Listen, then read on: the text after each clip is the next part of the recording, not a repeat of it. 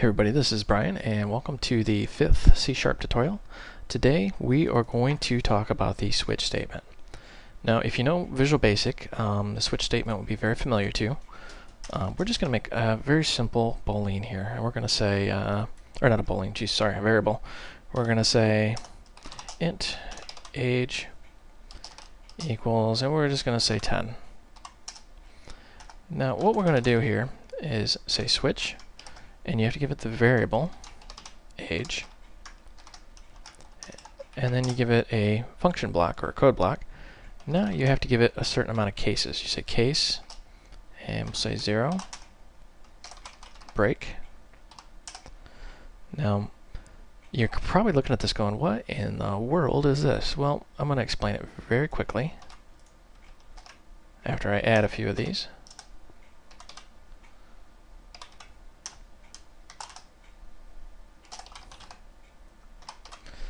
Now, what we're doing here, this is similar to an if statement, is we're saying, okay, evaluate this expression. Now, switch.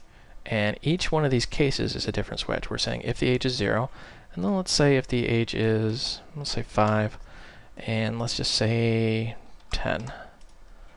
Do something at each one of these levels. So if it's 0, say console dot, we'll say write line,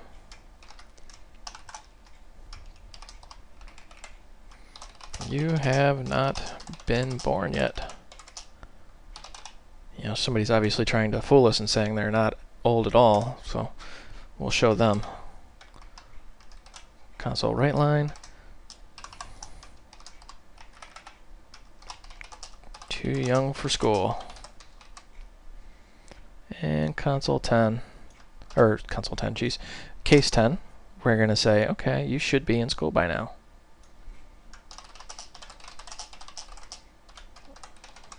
Now, default is a special one. Default says you've gone through the entire switch cases, all of them, and nothing has fit. So say, I don't know. Now, what's going to happen here is we're going to run this program. It's going to go into the main function here. It's going to say we have an integer of age equals 10. And you notice how when you highlight age, it highlights it here also, because it's showing you where it's used. Now we're saying switch age. So every time we have a case, it's going to say, is age equal 0? Well, no. Is it equal 5? No. Is it equal 10? Yes, it's going to print this. Now break, that stops what's called fall through. In some languages, you can get rid of break, and you can say, for example, 0, 5. No break in between. So it'll actually say, is it 0? No. Keep going. Is it 5? And it'll evaluate this as one big expression. We don't want that. And actually, you cannot do that in C#. So you have to have a break every single time. If you're wondering why it looks like that, well, it's because C# is very closely tied to C++. And it tries to mimic the syntax to make it easier on people. So let's do that, and then let's just add our console.read line. Or we can just do a console.read. Press F5 to run. And sure enough, you should be in school because we said 10. Now, let's give it a different age here. Let's actually say 43. 43 wasn't in our cases, so it's going to say I don't know because it broke down into the default down here.